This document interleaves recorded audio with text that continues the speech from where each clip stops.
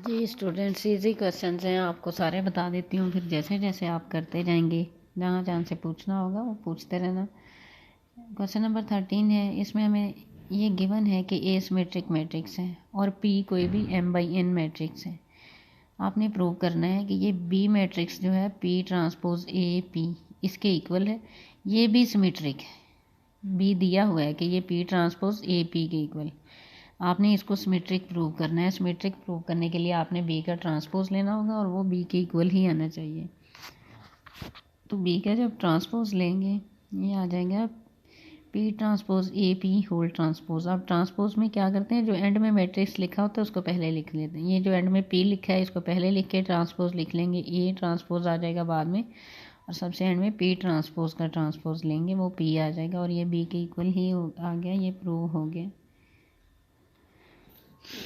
हाँ जी, ब्रैकेट में क्वेश्चन में जो स्टेटमेंट दी हुई है उसमें ये भी दिया हुआ है कि ए अगर स्क्यू सिमेट्रिक होगा तो बी स्क्यू सिमेट्रिक होगा। तो बच्चों आपने ये भी कर लेना है। ए को स्क्यू सिमेट्रिक ले लें, ये ट्रांसपोज माइनस ए आ जाएगा। और पी ये जैसे आपको बताया कोई भी m/n मैट्रिक्स है, आपने बी का ट्रांसपोज लेना है इसको स्क्यू सिमेट्रिक प्रूव करने के लिए। ये इसी तरह से लास्ट का जो है वो पहले ट्रांसपोज लिख लेंगे, उसके बाद ए का लिखेंगे, फिर पी ट्रांसपोज होल ट्रांसपोज। ये ए ट्रांसपोज माइनस ए के इक्वल है, इसी तरह माइनस बाहर आ जाएगा और ये माइनस बी के इक्वल। ये स्क्यू सिमेट्रिक प्रूव हो गया। क्वेश्चन नंबर 14 है आपके पास।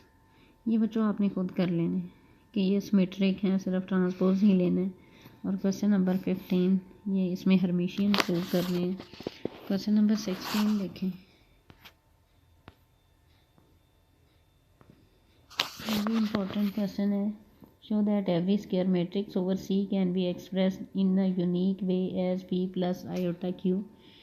कि हर किसी मैट्रिक्स को जो जिसकी एंट्रीज कम्प्लेक्स नंबर्स हैं, ओवर सी लिखा हुआ है ना, यानी इसकी एंट्रीज में आयोटा आ सकता है, आप पी प्लस आयोटा क्यू की फॉर्म में लिख सकते हैं।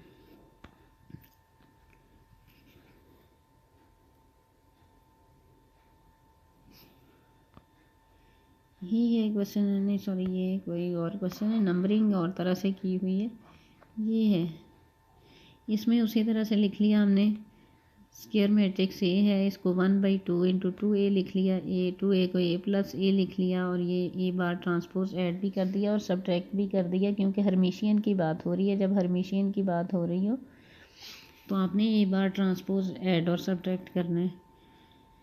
और इस तरह से पहले मैट्रिक्स को लिख लिया और दूसरे के लिए देख लें, हमने आयोटा से खुद से मल्टीप्लाई एंड डिवाइड कर दिया, क्योंकि हमने ये प्रूव करना है कि हम इसको पी प्लस आयोटा क्यू की फॉर्म में लिख सकते हैं। ये पहले वाले को पी का नाम दे दिया और ये A minus A bar transpose over 2 iota को क्यू का नाम दे दिया। ये तो आपने कर दिया कि हम इसको पी प्लस आयोटा क्यू की फॉर्म में लिख सकते हैं, लेकिन उन्होंने कहा है इन आ यूनिक वे। अब आपने ये बताना है कि ये पी प्लस आयोटा क्यू, यानी इसमें पी मैट्रिक्स और क्यू जो आते हैं ना, ये यूनिक हैं। यानी आप जिस तरह से मर्ज़ी इनको लिख लें वही सेम ही मैट्रिक्स आएंगे। ये नहीं आ सकता कि इनकी जगह कोई और भी आ सकते हैं, तब भी ए को लिखा जा सकता है। यूनिकनेस प्रूव करने के लिए हम क्या करते हैं, एक और ले लेते हैं, और मैट्रिसेस ले लेंगे पी और क्यू की जगह पे, और हम प्रूव करेंगे कि वो पी और क्यू के बराबर ही हैं। नाउ वी प्रूव दैट, पहले ये हर्मिशियन है, हर्मिशियन प्रूव करना है। ये भी है ना, P and Q are Hermitian, ये आपने कर लेना है, पी बार ट्रांसपोज और क्यू बार ट्रांसपोज, ये प्रूव कर लें। यूनिकनेस प्रूव करते हैं हम। Now we prove the uniqueness of P and Q. हमने सपोज कर लिया कि ए को हम आर प्लस आयोटा की फॉर्म में भी लिख सकते हैं। अब हम प्रूव करेंगे कि आर जो है वो पी के बराबर है और एस जो है वो क्यू के बराबर है। अब ये ए बार ट्रांसपोज ले लिया, इसका ये आ जाएगा R bar minus iota S bar whole transpose. अलग अलग ले लिया ट्रांसपोज। अब आर बार ट्रांसपोज आर के इक्वल होगा क्योंकि ये हर्मिशियन है, और एस बार ट्रांसपोज जो है ये एस के इक्वल होगा क्योंकि आर और एस हर्मिशियन है।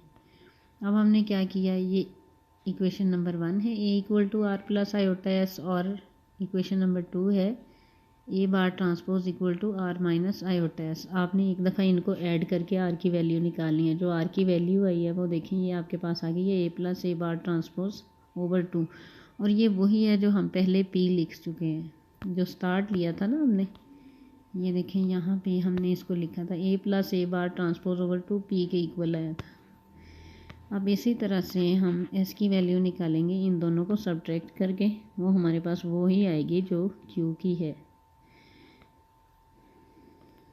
जी नेक्स्ट क्वेश्चन है आपके पास 17, show that every Hermitian matrix can be written as A plus iota B where A is real and symmetric, B is real and skew symmetric.